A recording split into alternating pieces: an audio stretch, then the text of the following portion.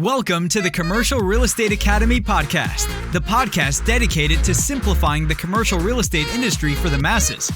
Each week, we sit down with industry experts to dissect the many facets of commercial real estate and extract valuable lessons you can apply to your business. Whether you're a new or seasoned business owner or investor, the Commercial Real Estate Academy podcast will be your go-to resource for all your commercial real estate needs. Now, here are your hosts, Raphael Collazo and Jeff Walston. Welcome to the Commercial Real Estate Academy podcast. I'm your host, Raphael Collazo, here with my co-host, Jeff Walston. How's it going, my friend? It's going great today. I'm glad it's sunny out today. How about yourself? Yeah, same. I'm looking forward to getting outside, take advantage of the outdoors later on today, and maybe go grab a beer on an outdoor patio or something like that. So really looking forward. And this summertime is my favorite time of the year. So I try to get outside as much as I can and avoid being indoors all day. Yeah. And speaking of taking advantage, I know that you guys out there who are interested in investing in real estate, there's one aspect that Dave Menz, he is the Millionaire Laundromat guy. He wrote a book about it. This guy is a wealth of knowledge from investing into laundromats, what it takes for what are the upfront costs from all the due diligence items that you must take in order to even buy a laundromat. So there's a lot of great value that he gives to anyone interested in laundromats. Like I said, he's just very, very, very passionate about laundromats in general. And he has a great story about how he got started. And I'm excited for you guys to hear everything. So do you have any more things to add, Raphael?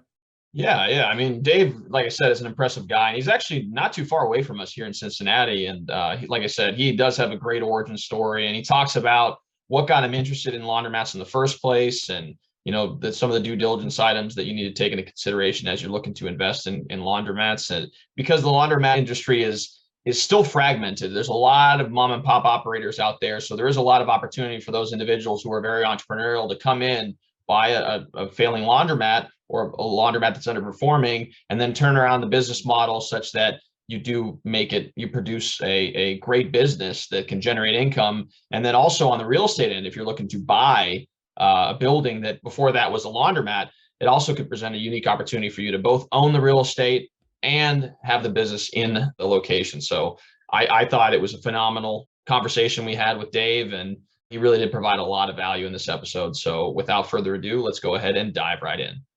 Well, hey, Dave, great to see you. Glad we were able to get connected via LinkedIn and offline. We were just talking about one of our friends, Jordan Berry, who was also in the laundromat business. So it was great to kind of catch up on that front. So welcome, Dave. Yeah, thanks for having me. Jordan's one of my good friends. You won't find better company than him for sure. He's a solid guy. And as I mentioned to Dave, we had Jordan on one of our Louisville real estate investor meetup groups, one of the meetups that I run. So he's a wealth of knowledge. He provided a wealth of knowledge, and it was we got a lot of benefit from his talking. But as far as just diving into the episode, one of the things we wanted to ask pretty much everyone who comes on the podcast is, tell us a little bit about yourself. What got you into the business? I believe I was born an entrepreneur. From a very young age, I always wanted to own my own business. I've been fascinated by everything that is business. And from as far back as I can remember, I just wanted to own my own business. But everybody always asks me when I tell them that, what type of business do you want to own someday? And the answer was, it doesn't matter. I love business, fascinated by different business models and the revenues and the servitude associated with capitalism and things like that. And I just love everything that is business. Long story short, I ended up going down the path of corporate America as a young adult right out of high school. Started at an entry-level position in corporate America, worked my way up over 12 or 13 years, and realized that I had sold myself short and that I should have chased my entrepreneurial dream. And I, was in my, late 20s, early 30s at that point. And I realized I still had time to do that. And so I just pivoted and started looking, saving up for a business, eventually purchased a local laundromat a couple miles from my home. And the rest is history. I mean, that's a leap of faith too. And I know a lot of people that I've dealt with. Obviously, I came from corporate America as well, and then transitioned into commercial real estate. I'm actually a commercial real estate agent, but I definitely had that same type of epiphany right around the 25, 26 timeframe of understanding that, I knew that I loved business and entrepreneurship, and I loved dealing with numbers and trying to fit myself in a position that could benefit the skill sets that I have was something that I started thinking about at that age. And obviously making that transition in my late 20s, similar to you, again, I think it was one of the best decisions I've ever made. I'm sure for you it was the exact same way. So absolutely. No doubt about it. I am literally living my dream, and I realize not too many people have the dream of building a mini laundromat empire, and that's okay. But I am absolutely living my dream, which is why I enjoy having conversations like this with you all. Well, I can come along with the same boat with that. As I started at a very young age and wanted to own my own business. Started at 16, and 20 years later, here we are and still going. But I implore you for following something that you enjoy doing, because I love conversing with people who are passionate about their business. So, sure. Well, likewise, I'm excited to be here today. I could do this all day, every day. I absolutely could. Unfortunately, we got to work at some point, I guess. Yeah, exactly. So you gave us a little about yourself, but what really piqued your interest in investing for a laundromat? So, I mean, you were you walking around one day and you looked in and said, you know what? I see all that cash money going into those machines. Is that something I want to get into, or what piqued your interest? Unfortunately, the story isn't anywhere near that sexy. No. The first laundromat that I bought was a couple miles from my house in a community I've grown up in since I was probably 10 or 11 years old. But the unsexy portion of the business is that when I bought this business, it was losing money. Not too many people, not too many people are willing to buy businesses that are losing money, but I've always been kind of a visionary type of my mindset. And I always see potential in what they call value add in the real estate industry. And I saw that in this location. I saw it in the opportunity to serve my community that I had grown up in. And so that was really what got my attention, was a chance to take a community eyesore and turn it into a community asset. And that's something that I get a lot of satisfaction out of. And obviously I believed if I did that the money would follow. And that did happen. But yeah, it was the main reason I got into the laundromat industry is I was working in corporate America. Me and my wife had lived below our means, and we had saved up, a little bit of seed money, $25,000, $30,000 over many years, 4 or 5 years, for a business, but we didn't know what we were going to buy or what it would look like. But I knew 25, 30,000 wasn't enough, probably, because I had a pretty good job. Wasn't enough probably for me to just buy a business and quit my job and jump right into it full time. So I was really looking for something that was able to be run at least temporarily as kind of a side hustle. And I was willing to work, anytime I wasn't at my job, I was willing to sacrifice my lifestyle and my free time and all those things as a temporary means to an end. And so the reality is there just aren't a lot of businesses out there where you can do that and maintain a full-time job. I had a 1-hour commute each direction to my job, which meant if I worked 8 hours a day, it took 10 hours a day to get to and from work. And so I was really attracted to the laundromat business for those reasons. And I was really attracted to this specific location because it was literally 2 miles from my home. And I just thought, well, I mean, if nothing else, I'm not going to have a lot of free time, but at least I won't be spending even more time in the car commuting. And when there are issues with customers and things like that, I'm literally 3 minutes away. And so the thought process really didn't go beyond that, just servitude to the community, the opportunity, the geography close to my home. And I just, I took a leap of faith. I mean, I did my due diligence. I looked into other laundromats in the area. I think I looked at 9 or 10 laundromats within a 20-mile radius of my home. And every one of them were in pretty close to as poor of a shape as this one. And so, I just saw it as like, well, I'm not the smartest guy in the world, but it seems like the laws of supply and demand are kind of tipped in my favor here.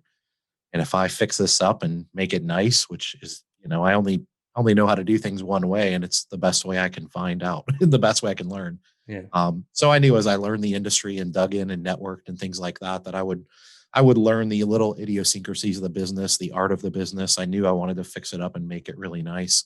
And I believe that if I serve the community, the revenue would follow. And that's what happened. And I tell people I caught the bug, once it turned around and the community was just eternally grateful. I had single moms coming up to me with tears in their eyes, and I would raise my prices and they wouldn't even blink an eye because they were just so eternally grateful for what we had done. And they knew we had invested a lot of money.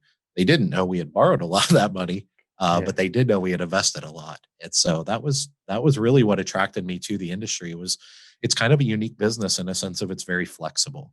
There aren't a lot of businesses out there that are flexible. A lot of people refer to the laundromat industry as passive or semi-passive, and it's certainly not passive. That's just a lie. It can be semi-passive, depending on your definition, but I prefer the definition of flexible. Yeah. There's a lot of things in our business that needs to be done, but the good news about it is we as laundromat owners, for the most part, get to kind of choose when we do those things. And that was right in my wheelhouse of my job I had wasn't flexible at all. It was your traditional 9 to 5, Monday through Friday. And I even had emergency call outs and things like that. I was a lineman for the local telephone company. So, I mean, when we had emergencies, like I had to go and, it wasn't a very, I couldn't just work 5 hours and take off 3 hours at the end of the day. I mean, I was hanging off of a telephone pole. So it just wasn't the most flexible job in the world. And I knew that. I knew I needed something that was flexible, and that fit right in that wheelhouse. Definitely. No. And I think it's a unique business itself too, because it kind of lends itself as well to the commercial real estate business, because again, a lot of times the shell itself is a piece of commercial real estate. So whether you lease a space within that building or you own the real estate outright, you can benefit from just utilizing that space. And I really appreciate what you said about adaptive reuse. Essentially, like you went into a building, beautified it, and all the neighbors, people in that area that utilize that space got some value from it. And I know later in this episode, I want to talk a little bit about ways you could add value to the laundromat business, but obviously that's a very unique thing that you just mentioned right there. So wanted the listeners to take notice of that. Yeah, absolutely. I mean, what I tell people when it comes to the commercial real estate side of the game is I believe laundromats are one of the best commercial tenants in the country, especially for retail space, obviously, because the reality is we're an anchor tenant. If somebody builds a modernized laundromat in a white box space, that there's a pretty high likelihood that space will always be a laundromat. Now, if you put somebody in there that's not going to run it properly, they can be a nightmare tenant. So, I mean, it's the other side of the equation, right? Mm-hmm. But this is all kind of predicated on the fact that they run a laundromat at what I call the top of the industry, a modernized laundromat. And a lot of people don't know those exist out there. They have a negative connotation associated with the word laundromat, rightfully so. Our industry has earned that, unfortunately, because there's a lot of rundown, dumpy laundromats out there. But the reality is when you put a modernized laundromats in a commercial space, you're not going to find a better long-term tenant because all the infrastructure, the build out, all of that stuff is easily six figures, easily multiple six figures in a lot of cases. And once you invest that kind of infrastructure in the property, which is what you're doing as a laundromat owner, and you can't take it with you. You can take the equipment with you, which isn't even really easy in and of itself because this is big commercial laundry equipment. It's bolted down to the floor. This isn't the stereotypical top load washing machine from back in 1985 that just sat on the floor and had a little coin mech on top of it. That's not what the industry is today. And so, as your audience is obviously primarily commercial property owners, I would assume. The reality is if you get an opportunity to put a modernized laundromat in a commercial space, there's really not a better opportunity out there. Just make sure you do your homework and make sure they're going to be a good operator. And if you put them in there, you're basically going to have a guaranteed tenant forever, hypothetically. And that's something that a lot of people don't realize. They don't realize the value proposition for the property owner associated with somebody like me that operates at the top of the industry, putting a modernized laundromat in that space. And then you touched on it. The flip side of that is, in my case, I own a couple of properties that my stores are in. And so I get to kind of have my cake and eat it too. I know I don't have to factor in, vacancy. Yeah. I know I'm going to pay myself. So yeah, it's really a fantastic investment for a property owner, whether you operate the laundromat yourself or you bring in an experienced operator to do it for you. It's a fantastic opportunity. For sure. So you touched on that a little bit during that discussion, which is related to the upfront costs associated with starting up a laundromat. Could you kind of elaborate a little bit on that? Because I'm sure a lot of the listeners are probably curious about that. Yeah, it's a very, very capital intensive business. But once that space is built out into a laundromat, like I said, you can't really move it. It's not very economically feasible. You can physically do it. Whether it's the water sewer tap-in fees, which depending on the municipality can, as crazy as it sounds, the tap-in fees alone can be six figures sometimes. That's usually not a viable project, but they can run that high. But on the low end, just the right to tap into the water and sewer can easily run $20,000, $30,000, $40,000. And then when you start building out things like the gas service for, natural gas dryers, I mean, a lot of times you're having to put a 1.5, 2-inch, 3-inch, sometimes 4-inch gas line into that space. And so it's, not too many commercial properties have that built out already in there. And so it's a significant investment to do that. The sewers, the drainage system associated with it almost always requires either a 4 or 6-inch drain. and you're having to cut the floor and run those drains to very specific locations to feed the bulkheads, and the plumbing associated with it and the water lines. Most laundromats, unless they're really small, are going to require a 2-inch water line, which is substantial compared to most businesses.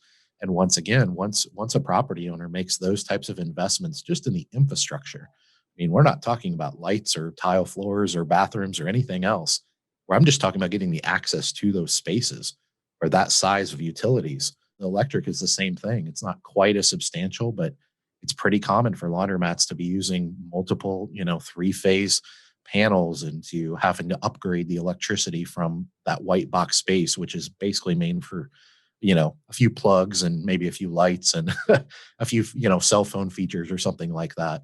A lot of times the electric panel needs to be upgraded or a separate service added. You can easily spend 6 figures just getting those things to the facility. Well, I'm sure that a laundromat is just that's a lot. That's almost industrial size things for just a small C2 commercial space, but it's what's needed to run the operation. So, Yeah. With that being said, I know you touched on it a little bit before about like adding value to the people's properties, but how do you add value to a laundromat business? I don't know if you want to break down with an existing and how can you add from that, and then from a white box situation. Yeah, no, I mean, in a white box space, obviously, the operator isn't really incentivized to build that out because there's nothing there of value other than a box. And so you can put a laundromat anywhere. What's really very valuable for attracting someone like me to your property is if you acquire a property or own a property that already has that infrastructure in place, even if it's a older, rundown, dumpy laundromat. Yeah, we may need to tear out the bulkheads. We may need to move that drain that I talked about over 5 feet. But the reality is the service is still there. I'm actually working on a project right now on a building that I purchased, and it used to have a small laundromat in it, and I'm going to gut it to the studs. But there's easily 6 figures in value above and beyond the value of the real estate to me, just in the infrastructure. So as a tenant, when you approach a commercial property owner or a commercial property owner approaches someone like me, there's a significant amount of value associated with that space. And so if you were to go, one of the business models in our industry, which is actually all 5 of my stores to date, is taking over an existing rundown, dumpy laundromat and then turning it into a modernized facility. And it's different with every project. There's typically a lot of value already there associated with the infrastructure. And a lot of times you can just pull the skin off of a bulkhead and reskin it and make it look really aesthetically pleasing. A lot of times you can just tear up a fairly inexpensive tile floor and put down another fairly inexpensive tile floor. And it really kind of makes the place pop. You can add some paint to the walls and things like that. You can add LED lighting where there might have been, T12 fluorescent lighting. You can modernize the bathroom by putting in new toilets and things. You're not flipping a property, but I mean, the infrastructure is there. That's where a lot of the value is. And then if you have an old rundown dumpy laundromat in a commercial property, that's a community eyesore, meaning it kind of attracts the lessers in the neighborhood. A lot of the hangers on and the loiterers, and a lot of laundromats are run what they call unattended, which means they don't have a staff in place. And so those bad guys kind of get a free for all. They can kind of hang out in there and, somebody might call the police, but as soon as the police leave, you got a situation on your hand. When someone like me comes in and we invest heavily in improving the floor and improving the bathroom, and a lot of times put attendants and staff in place and management. Obviously, the golden goose with this is brand new equipment, putting brand new commercial laundry equipment in that space.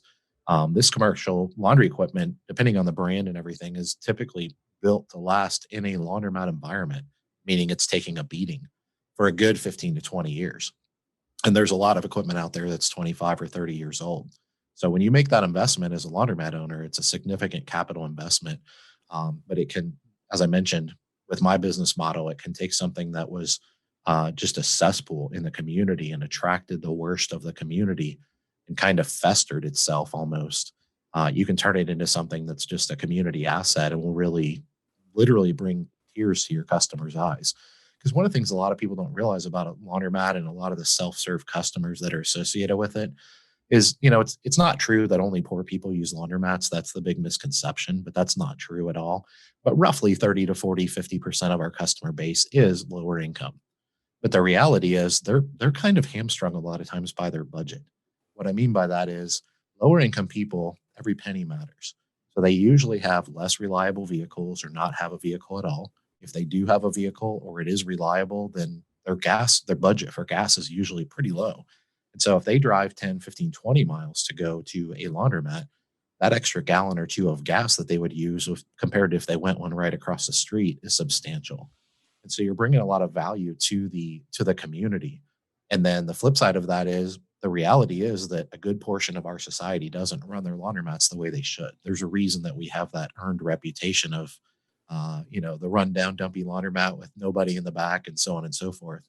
And so when you do those things, you kind of stand out as sort of a beacon of light in your community. And you start to, rather than attract the bad guys in the industry, you start to shine. So especially if you're in like a large shopping center or even a smaller shopping center, you're now attracting the better side of the industry or the better side of the community to that space. And we all know how shopping centers and strip malls work. We all feed off of each other as far as traffic and things like that. So I don't know if that answered your question, but that's kind of from a big picture perspective. A lot of different ways you can bring value, and there's much more to it as well. But that's kind of the foundation of our business, if you will. For sure. And I'll echo that as far as on the commercial real estate end or the commercial real estate agent end. A lot of the people that I deal with are in the retail side, industrial side, et cetera. And a lot of times they prefer to look at spaces that are already built out for a particular use. So like a second gen space for a restaurant is going to be a lot cheaper to operate or get up and going than a complete new build out for a restaurant. And as you know, restaurants are notoriously super expensive to build out. Jeff has done many of those in the past, and you got to get your hoods, you got to get grease traps. There's all these different components of a restaurant that need to be incorporated before you can actually get up and going. And so if you can find a space that used to be a restaurant or used to be a laundromat, that in and of itself can save you a significant amount of capital investment that you can now go deploy into executing your business model. And like you said, with the laundromat industry, like I would imagine, you can correct me if I'm wrong, that people who get into the business thinking it's a passive business probably are the ones where, the laundromats start deteriorating over time because it's not getting the level of attention that's necessary in order to run an effective operation. So, yeah, trust me, there's a portion of our industry that sells that. That the manufacturers, the distributors, a lot of times, and I don't think they have ulterior, poor motives. I think they actually believe that it's a passive business and they don't operate laundromats and they don't listen to people that do, I guess. But yeah, that's one of the big things that, brings our industry the negative reputation that it has. Is one of the big things that's sold about how great laundromats are is that it is a passive business. Yeah, you got to build this and you got to build that and put equipment in it, and then it just runs itself. It's just a cash cow. You just make money for 20, 30, 40 years and you don't have to do anything. Well, I mean, if you do that with a brand new laundromat for more than a year or two, it's going to be very obvious. It becomes very tired and very dirty, starts to attract a bad element very quickly to it. But the reality is, once that's what you've been attracted to and you've bought into that and you've bought the laundromat or built the laundromat and that's how you plan on running it, you're usually not in a position to get out of that situation, but you're also usually not very passionate about doing much about it. And so it kind of becomes this self-fulfilling prophecy of a lot of people in our industry that I do think have good intentions kind of misrepresent the industry and what it really truly is to its core. And that attracts people to the industry that think they're getting something that they're not. And then it just, like I said, becomes self-fulfilling because then they come in and that's how they function. That's how they operate. And they think that that's acceptable. And that's really what has, I break our industry down into roughly 3 different types of operators. I always say roughly 50 to 60% of our industry operates at a very poor level. There's roughly 10 or 15% in the middle that operate at a very okay level. And then there's what I call the top of the industry, which is roughly 15 to 20% of our industry. They're like me. They're very passionate about serving their community. And what I'm really trying to do by getting my message out and speaking to people like yourself is just explaining to the world that there is another side to the industry that not enough people talk about. And part of the reason they don't talk about it is because it's not easy. It's not passive. It is flexible, but it's not passive. And so it's not always the easiest story to sell or pitch or get on a podcast to talk about the realities of what running a laundromat is really like. It's work. And if you're not up for that and you're looking for a passive investment, then this isn't the industry for you, because us as an industry, there's a good portion of our industry that just aren't serving their communities properly. And I'm very passionate about this industry. I'm very appreciative for how it's changed my life and my family tree. But I also tend to be a pretty transparent, open, and honest person. And so I want anyone that's considering the industry to just know the truth of what they're really getting involved in. And once they know that, hopefully they'll come into the industry and be attracted to the top of the industry and want to operate at that level. And the last thing I'll add on that is there's also a big misconception that the best way to make the most money in the laundromat industry is to operate at the bottom of the industry. And that's garbage. It's complete garbage. I've operated at the bottom of the industry because that's where I bought all my stores. I've operated in the middle as I started to turn them around and make them better. And I now consider myself one of the top operators in the industry. And I can tell you that operating at the top of the industry, serving your community the right way, continuously reinvesting in your business to make it better tomorrow than it was yesterday is by far the most profitable business model. And so, that is something that you can sell. People do want to know what's the best way to make the most money, even if it is for selfish reasons. That's fine. Because by default, if you run your laundromat at the top of the industry and you make a lot of money, by default, you're also serving your community very well. And I think that's something that us entrepreneurs in any business, any industry, I believe it's not only an obligation, but it's a responsibility to serve our communities. I mean, that's really what pure capitalism is at its core. It's not what a lot of people sell it and make it out to be. It's okay, you serve your community better than anyone else in your industry, and you will be rewarded accordingly. The market will reward you for that. And I don't think that's something that we in the entrepreneurial world talk about enough. And so that's something I'm pretty passionate about. For sure. That same logic applies to the commercial real estate space as well. I mean, absolutely. You know the property owners that are taking care of their properties, that are on top of top of their tenants whenever there's an issue.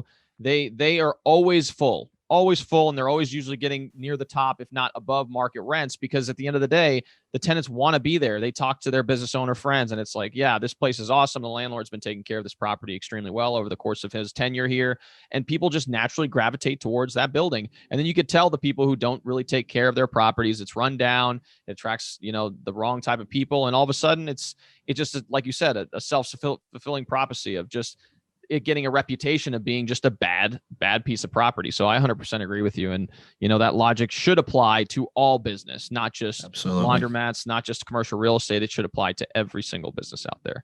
So that's awesome. So one thing I wanted to ask you is related to the acquisition process of a laundromat. So typically speaking, when you first started out, you said you bought a laundromat. Do you buy the actual business itself, or is it something that you buy the building and then fit it with whatever you'd want to do? So could you elaborate a bit about what's the best way to find a laundromat opportunity, whether that's starting it by yourself or you acquire a business? The best way to find it is to look for the laws of supply and demand being tipped in your favor. If that means that there aren't any laundromats in a particular community that needs a laundromat, or maybe it has one or two, but it really needs 4 or 5, I think that's the case in any business, right? Just look for where the laws of supply and demand are tipped in your favor. And so the answer is it doesn't really matter. The old adages of location, location, location, it matters in the laundromat industry, just like it matters in real estate and any other game. Obviously, if you can find a rundown laundromat with that infrastructure and that value already in place, and you can roll into that and cosmetically fix it up and finance the equipment and do a lot of those things, that is typically by far the best. You're rolling into hypothetically a few $100,000 in value, even if it's in poor shape, just because it's physically there. So it's definitely more expensive, at least in the short term and the build out and things like that, to put an existing, a new laundromat in a white box space. So if you can find a rundown laundromat, and the caveat is there's a lot of laundromats that were built 20, 30, 40, 50 years ago that were built in poor locations. You're not looking for that. That's what I tell people. We're not looking to hit a base hit here. We're looking to hit a home run or a grand slam. We're looking for the best locations. And so that's much more important, that the laws of supply and demand are tipped in our favor, and that you have a good or a great location within that community, and you understand traffic flow and things like that. Because if you focus on those things, everything else will fall into place. There's a reason that commercial property is valued based on location and traffic patterns, and rent is based on that. And the laundromat industry is no different. For whatever reason, 40 years ago, that was also sold to people that, oh, in the laundromat business, you don't need a great location. They'll find you. And I understand the idea behind it. The theory behind it is we're a destination. When people leave their homes, they have to make a conscious effort to put their laundry in the car and bring their soap and run by the bank and get money or whatever to come to a laundromat. And that's true. They've made an intentional decision when they left their house to go to a laundromat, but they didn't make the intentional decision to go to your laundromat. And that's where I think that got missold years ago by probably some well-intentional people. And a lot of laundromats across the country got built in CD locations. And all it takes is somebody coming in and making the investment in an A or a B location, and you're toast. I mean, you just can't compete with that. So I don't know if that answers your question, but that's really the foundation of what you're looking at, is focus on the location, parking, convenience, things like that. And then if you can find that value in the infrastructure, then that's usually when you're hitting a grand slam.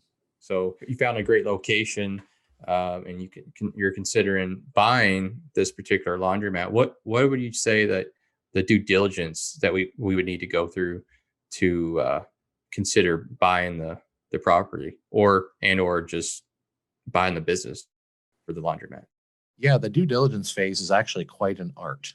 We have a lot of people that look at the laundromat industry that are from other industries, that it's more of a science, it's more of a spreadsheet data kind of, dive. And the reality is it's more of an art, because you're looking at all the things I just discussed. And then you're also digging down into demographics, what percentage of household renters versus owners are within a 1, 3, 5 mile radius. You're obviously looking at market differentiators in that business. If it is a turnkey business, then you're looking for what are the things that differentiate them from their competitors. And so you have to do the due diligence on the business you're buying, but also on the businesses that are competitors. That's why I say it's more of an art than a science. And then back to the supply and demand, you're looking at the demographics and trying to make calculated decisions. And it's not a science, but you're trying to make calculated decisions based on, okay, how many laundromats, modernized laundromats, can this community support, meaning a 1, 3, 5 mile radius. And once you can make that determination, okay, if there's 400,000 people in a 5 mile radius, I mean, there could be a laundromat on almost every corner that's modernized and well run, and we probably still couldn't serve the community properly. But if you're in a town of 8,000 people and you're out in the middle, you got to drive a half an hour to get to a grocery store, then that town may not even be able to support one modernized laundromat, but certainly not more than one. And so you're just like anything in life, you're looking for the laws of supply and demand to be tipped in your favor, where if you go in and do something different, and I'm a good example of that. The first store I acquired, there was 9 laundromats, and they were basically all dumps. And so my thought was really pretty simple. I didn't even know that much about the business, but I was just like, well, if I go in and make this really nice and offer a value proposition that no one else in a 20 mile radius is doing, I don't have to do a pro forma to tell me that should work out pretty well financially for me. And it did. So where a lot of people get in trouble is they really start to try to dive down too much on the data. They only focus on the revenue of the business. And as an example, all 4 of the locations, while one of them I bought was actually out of business. So it was one of these closed ones that we're talking about, where I took over the infrastructure. The other 3, all 3 of them, when I acquired them, were losing money. So, the old adage of what's the value of a business? Oh, it's based on a 2 to 5x of net operating income and all these things. And that has to go into the art. That's part of the formula, but it's not a science. You can't plug it into a spreadsheet and drill down. You got to really know the industry, understand community behavior, understand locations, parking, understand layouts and floor plans of modernized laundromats, which are very different than the old laundromats of the old days. So you really have to just dig down into all those things. I could probably talk for 3 hours on that alone, to be honest with you. I can only imagine. And not only that, but typically I'd imagine in these situations, you're dealing with mom and pop operators. And so in a lot of situations like that, I deal with it constantly on the commercial real estate side, is when you're trying to verify some of these records and they're pulling out all these pieces of paper and they're like, oh, well, I think this goes with this. And you're just like, oh my God, you're trying to compile all this data and create a picture, when in reality, this financial picture probably isn't as clear as it should be, given the fact they've been operating the business, that particular property, for years. And I'd imagine in your case, it's probably similar. So putting too much credibility into those numbers could also, I'd imagine, bite you, especially if they, and I don't know if this is the case, but I'd imagine sometimes they could intentionally fudge the numbers. I mean, I've dealt with property owners that do that, and I'm just like, oh yeah, well, in reality, like I use some of these funds to pay for my phone. I use some of these funds to do this, et cetera. And they tell me as the commercial agent, but they wanted me to represent those numbers to the buying party and not mention any of that information. So it's kind of interesting. So I don't know if that's something you've experienced in your dealings as well. Yeah, absolutely. I mean, this is a cash business, and there's pros and there's cons to that. It is a very mom and pop antiquated business, and that can be seen as a negative. And in some ways it is a negative, but it can also be seen as a positive depending on how you look at it and what your intentions are. So yeah, that's why I say valuing an existing laundromat is more of an art than a science. But the truth of the matter is that this industry is very mom and pop, very antiquated. And there's a lot of people in this industry. These are good people, by the way. I'm not speaking negatively of them. These are good people, but they just don't really know how to run a business. They know how to run a job, and they've bought a job and they've had a job for years, but they've never run a business, even though they've owned a laundromat for 25 years. And a lot of them don't even know what their business is worth. I would argue over 50% of our industry, no matter how long they've been operating a laundromat or even a chain of laundromats, they actually have no idea what it's worth because they've never taken the time to actually learn the industry and run a business. They've bought a job. And a quick example of that is, when we talk about net operating income, okay, what's calculated in that? Because what happens a lot of times in our industry is a laundromat might be generating on paper $100,000 in net operating income. But then when you drill down on it, you say, okay, there's some attendance payroll in here and, a few parts where they fix some machines. Well, who's fixing the machines? Well, the owner, I fix those machines. Okay, well, but you're not taking a salary. Like you're not paying yourself. Well, I get the profit. And so when you really drill down on it, it's like, okay, well, if I buy this business and you spend 30 hours a week repairing washers and dryers and toilets and doors, when I buy the business, are you going to keep doing that for me for free? Because if you are, then that's great. But if you're not, then your net operating income is not properly, this is not your net operating income. We have to calculate what it would cost me to have someone come in and do those things or hire someone to come in and do those things. And what is their fair market rate for their trade? And then we got to back that out of your operatings, because you've never calculated for that. And that's the value of your business. And they will look at you like you have 6 heads. They have no idea what you're even talking about because they think they just work for free and all the profit is theirs. Well, until you go to sell, nobody's going to tell you you can't do that. Yeah. But that's really not how you run a business. And it's certainly not how you calculate the net operating income. And I would argue a good 50-60% of our industry in the laundromat industry doesn't understand that. And it's even preached in the Facebook groups and the different forums that laundromat owners get on. It's even preached. Oh, that's common. I mean, if you buy this you're not willing to work 30 hours a week to make $100,000. Well, that's not the point. The point of how we calculate net operating income is the important thing.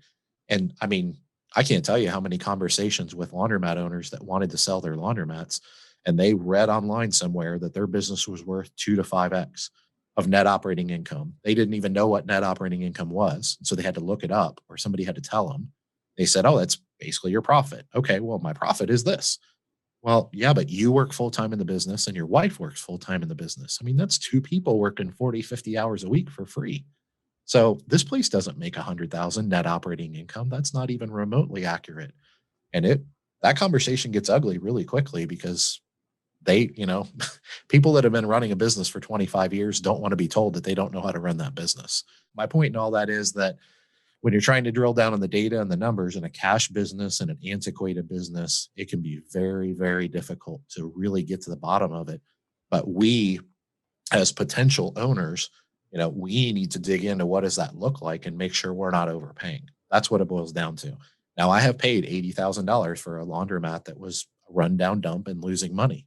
So once again, I was paying for value add. I was paying for infrastructure. I was paying for location. It's not all just about the net operating income. And that's where people get themselves in trouble when they obsess over the data. For sure. That's some great advice. So on that particular note, can you talk about maybe that first opportunity that you mentioned? From what you mentioned, it was out of business. What were some of the things you did right off the bat to add value to the property?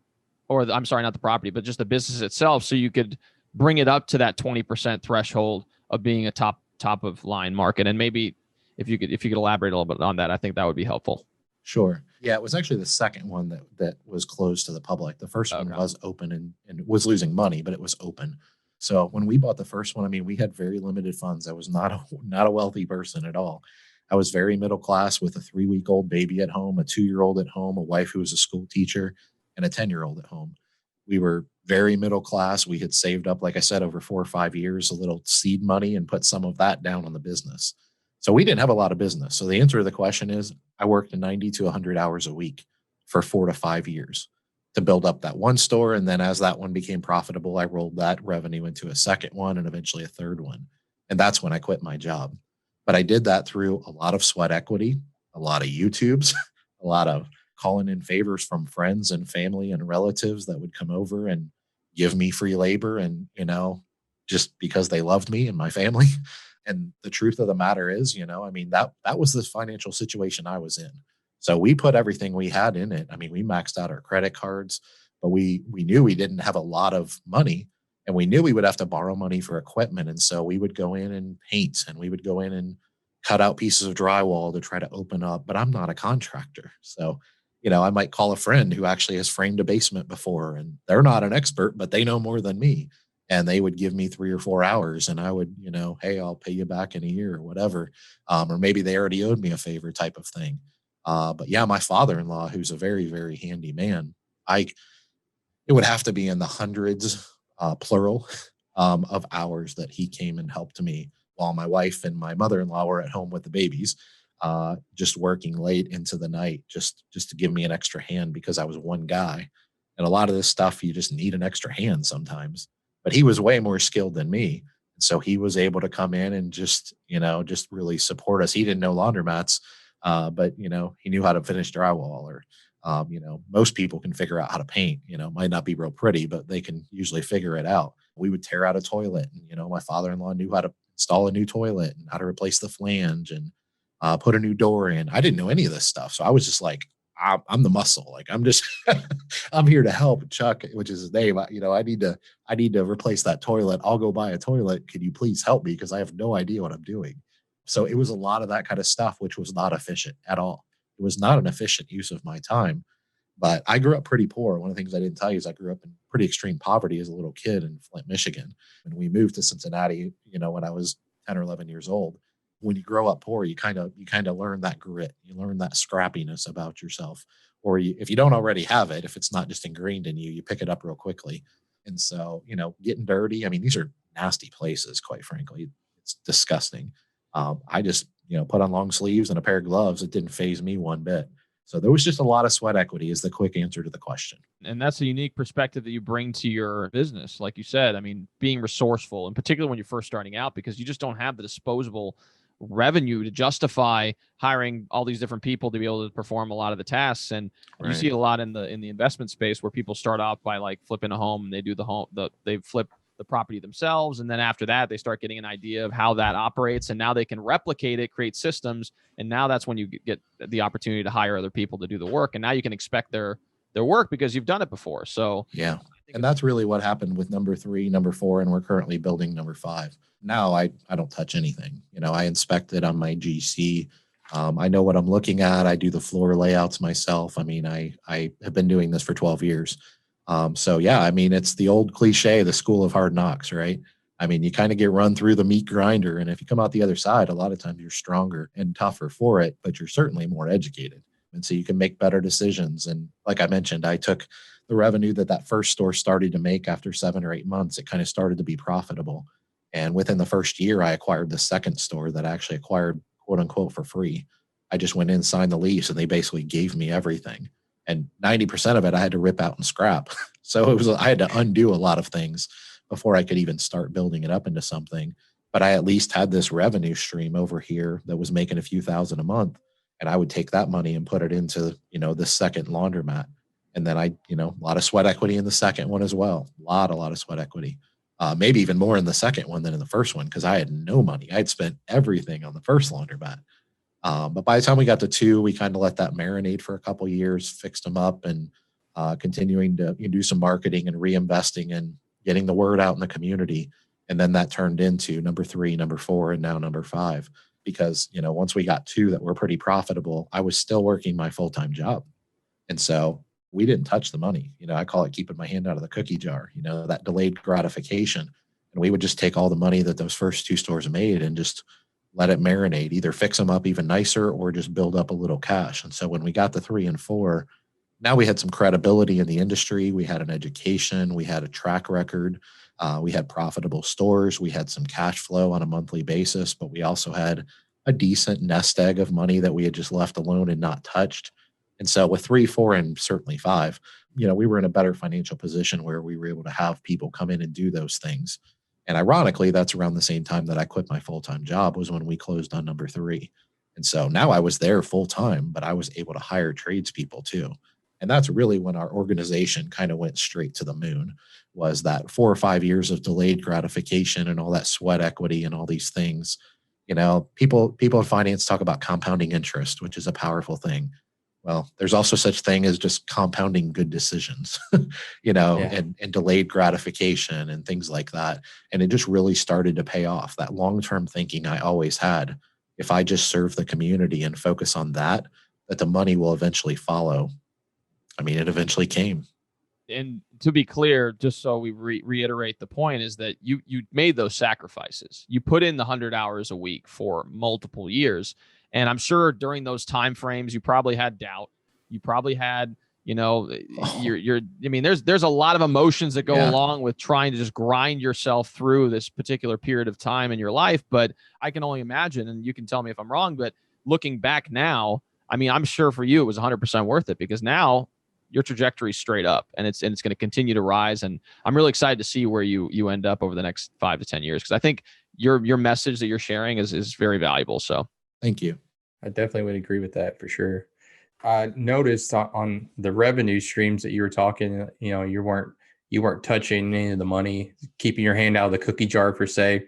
So my mind went to, well, you have taxes and they're trying to get into that cookie jar. So with the laundromat owning that, are there tax advantages to owning a laundromat? I'm just curious on that, because I know they have to have, their hand in the cookie jar too. So yes, they do. Yeah. The answer to that is they're enormous because it's a capital intensive business. The equipment is very expensive. I wasn't cash flowing this equipment. I was leveraging, I was borrowing, taking out loans to buy this equipment that the business would pay back out of cash flow. But there's ADA tax credits, which is the American Disabilities Act. Yeah. If you buy up to $10,000 a year in commercial laundry equipment that is ADA compliant, you get a $5,000 tax credit in that year. So basically what that means, if I buy $10,000 in commercial laundry equipment for my laundromat, I get $5,000 of it back. So the government pays for 50% of that, up to $10K. And $10K don't get you far, trust me. But the reality is, you can accelerate depreciation and all the tax tricks that accountants do with a lot of industry, any capital intensive industry. Obviously when you buy the property, you have depreciation and things like that associated with that. But yeah, it's a very capital intensive business. And so there are a lot of tax benefits to it. And so, the one thing is, as I mentioned, the businesses weren't making a lot of money. So there wasn't a lot to offset there as far as taxes. Yeah. But as I mentioned, we pretty much took everything the business made and invested it back in the business. We wouldn't necessarily do it that week or that month, but more often than not, we would do it in that tax year. And so if we made 25, 30,000 and I kept my hand off of it, that doesn't necessarily mean I wasn't investing it back in the business. I just mean I wasn't taking it home personally.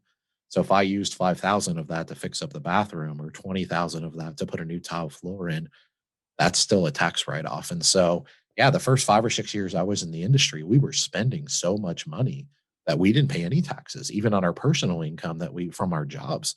We got all that back because we were investing heavily in a very capital intensive business, and we didn't want anything from it. We just wanted to pay our bills, keep our lifestyle the same, and just keep building. So it's a fantastic question. It's also one of the side of the industry that I talked about a minute ago that's really beneficial to operating at the top of the industry. Is the people at the bottom of the industry, they focus on not spending any money, which means they have no tax write-offs more often than not.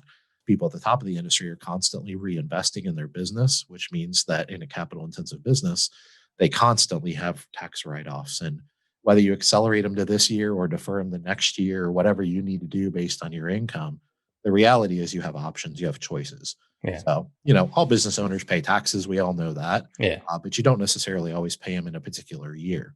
If you build $1 million laundromat, I can pretty much guarantee, I don't care how much money you made this year, you're probably not going to pay taxes this year. Now, you'll pay it eventually. Yeah. As you mentioned, they'll get their money. Yeah. But yeah, so it's, when I say I kept my hand out of the cookie jar, I wasn't just piling up piles and piles of cash. I was reinvesting it, if that makes sense. Sure. Absolutely. What would you say one of the most impactful books that you read and maybe redirected your life or got you into the business or set you on the entrepreneur stream or what have you?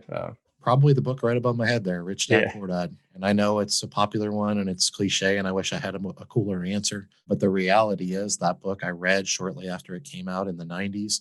I was a young kid. I mean, I graduated from high school in 94. I'm not exactly sure what year it came out, but I think I read it in 95. I was at a place where I was trying to figure out who I was as an adult. I always had that drive and that spirit of an entrepreneur, but I wasn't raised by entrepreneurs. I was raised very poor in poverty, and my parents were good, honest, hardworking people, and they dug themselves out of poverty over a lifetime. But the reality is that, I didn't know anybody that was a business owner or an entrepreneur. I just had this idea in my head. Yeah. And so reading that book was really a rubber stamp of approval that I wasn't crazy. Because everybody my whole life had basically said, oh, that's too risky. You'll go bankrupt. Don't do that.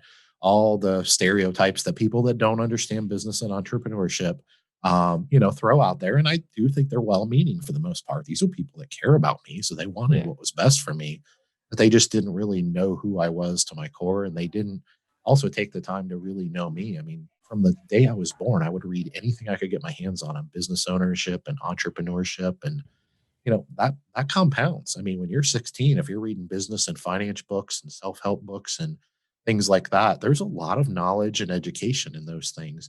And especially when you do it, one after another, or you read the same book that's packed full of golden nuggets of information. If you read it, I mean, I've probably read Rich Dad Poor Dad 5 or 6 times in my life, just as an example. So yeah, if you make me pick one, that's going to be the one that definitely drove me forward. It kind of gave me that push that I needed to do something about it. Ironically, I didn't do it right away because, as I mentioned, I didn't actually, do much with that for another 10 years, but it really gave me that confirmation that I wasn't crazy, which a lot of us entrepreneurs at some point in our life, we do think we're crazy. We might be crazy.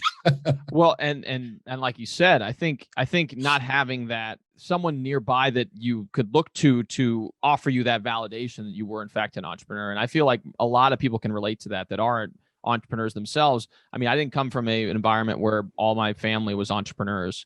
And therefore, the idea of steering away from the traditional track was very scary to people in my close circle. So like my dad, he's very much about getting an education. After I got my bachelor's, he wanted me to go get my PhD. He came from an educational background. And so the idea of me steering off, and at the time I had a catering business in college, and I took the leap of faith and tried to run with the catering business right out of college. Ultimately, it didn't succeed, but even that idea of me trying to do that was just blasphemous. I learned a ton of lessons from it. And I learned that I am, in fact, similar to you, someone who is entrepreneurial driven, but having that validation from other people, and whether that's through a book or whether that's surrounding yourself with other people who are entrepreneurs is something that's beneficial. So I value the fact that you shared that insight. Absolutely. Powerful stuff. And I mean, I could, you only gave me one, but I could name, I'm sure you guys could too, name many other books. And that's actually why I wrote my book. I mean, I'm self-publishing and it's coming out October 1st, 2021. I hope it's okay if I of course. Yeah. No, I plan on getting a copy myself. Yeah. So I got a book. It's under my Laundromat Millionaire brand. That's the name of the book, is Laundromat Millionaire. And that's coming out. It's in publication right now. And so it'll be coming out October 1st, 2021, depending on when you're watching this. And that's one of the reasons that I wrote the book.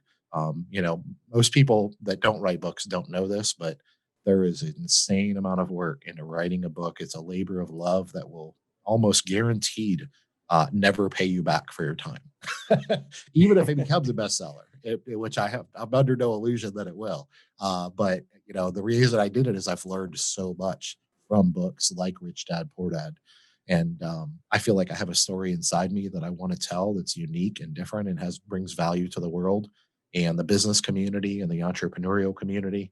And so that's why I've, invested, a lot of money and years of my time, literally, in writing that book and sharing that story and make sure it's crafted in a very way that I can be very intentional about it, is because I'm just insanely grateful for books like Rich Dad, Poor Dad. And there's many, many others. That's just the one that pops right to top of mind. But there's many others. And so I'm very grateful for the community and the people that have blazed the trail for entrepreneurs like us in the past to be where we are today and learn the things we've learned. And I just, it's the old pay it forward kind of mentality. I don't have a college degree. I went to high school, a very average high school, graduated in the top third of my class, barely graduated basically, but you won't outwork me. You won't outgrit me. That's, what people say, what's your superpower? A lot of people have more than one. Mine is, I just won't quit. That's it. That's all I got. I don't have anything else. But that's probably but I think that's a message a lot of people need to hear, and so that's why I'm a big fan of, telling my story in a very transparent way. Is I think way too often us entrepreneurs and business owners, we tell the Hollywood side of the stories, meaning the good, and the sexy and the Ferraris and the Corvettes and all this stuff and the empires of commercial property or laundromats or whatever, and all the money we're making now. And obviously my Laundromat Millionaire brand, is designed to get people's attention for sure. But at the same time, I want to be different, and I want to tell the good, bad, and the ugly of what an entrepreneur is like, so that people get involved. They know what you're getting involved in. So that's something I'm pretty passionate about. And I think that we in the entrepreneurial world need to do more of that. 100%. No, and I think your story, the message you share in particular, showing the good, the bad, the ugly, and kind of creating the trail for people that want to aspire to something similar to you, I think you're going to inspire a lot of people with it. So I'm really excited to get my copy. I will be buying your book, and I'll read it. And I'll provide you some feedback. But so to round out the interview, one of the things we usually do is we ask our speakers to contribute a item to the CRE Treasure Chest. Essentially, what the CRE Treasure Chest is a repository of resources that we make available to all our listeners for free that teaches them about the many facets of commercial real estate. And in particular, right now, since we're referencing laundromats, we just wanted to know what you had to offer for the audience today. Yeah, so I have a document that I'll provide for you. It's a PDF, and I'm becoming fairly well known, at least in my industry, for being so brash as to say that the laundromat business, I believe, is the best small business in America. And I say it in our industry, and people that are in the industry that don't believe it's, that haven't had a good experience, they kind of laugh and snicker. The people at the top of the industry actually understand the message, but it's really about getting that message outside of our industry. And so it just touches on it in some, really quick bullet points for them. But if people are interested in laundromats, I think it'll cut the fat a little bit and get kind of the meat and potatoes of why I believe that laundromats are the best small business in America. So hopefully it'll help your audience. I really appreciate that. And I know a lot of our audience members who are interested in learning more about the industry and potentially even getting into the industry will gain some value from it. So we really do appreciate that, Dave. I know I would like to talk to you more sometime, and I'm sure other people listening would like to contact you. So how can we direct them to contact you? Which stream would you like to? Yeah, so I have a website. I do laundromat coaching services. Like I said, I'm writing a book. I have a podcast under the Laundromat Millionaire brand called Laundromat Millionaire Business Podcast. It's available on all the platforms, and I'm a C-suite contributor. So I don't know if you're aware of the C-suite network, but it's on their radio station and their TV station. They can find me on YouTube. I'm on LinkedIn. I'm on Facebook. But ultimately, the best way to reach me is usually through my website, which is just laundromatmillionaire.com. And I do offer a free 20-minute consultation to anyone. It's kind of my way of giving back to the industry. And I always tell people 20 minutes isn't much time. So keep in mind, we're not going to be able to chat for hours. But it's just my way of kind of giving back to the industry and the entrepreneurial community. That's usually the best way to start out, have that 20-minute conversation. We can usually hit a bullet point or two in pretty decent depth. And give you an idea of if it's something you want to continue to pursue or not. And that's something that I offer for free. So they can sign up. They can request that right through my website, laundromatmillionaire.com. We'll include all that information in the description below as well. So for you guys who want to reach out to Dave, feel free to do so. He's a great guy, as you can tell. And I'm sure you'll gain some value from having a conversation with him. So, Dave, we just want to thank you so much for taking your time out of your day to be able to come to us and tell us a little bit more about the laundromat business and just the industry as a whole. I think the audience got a ton of value from it. I know I did, and I know I can probably speak for Jeff as well to say that he got some value from it as well. So first off, before we hop off, I just wanted to reach out to our audience and let them know if you could leave us a 5-star review. We really do appreciate all the support that you guys have been providing on the various different mediums that we do provide this podcast. If you're watching this on YouTube, feel free to like and subscribe to the channel. It really helps the YouTube algorithm and ensures more and more people can hear this message related to commercial real estate. So thank you so much, Dave, as we always say, and we'll see you guys next time.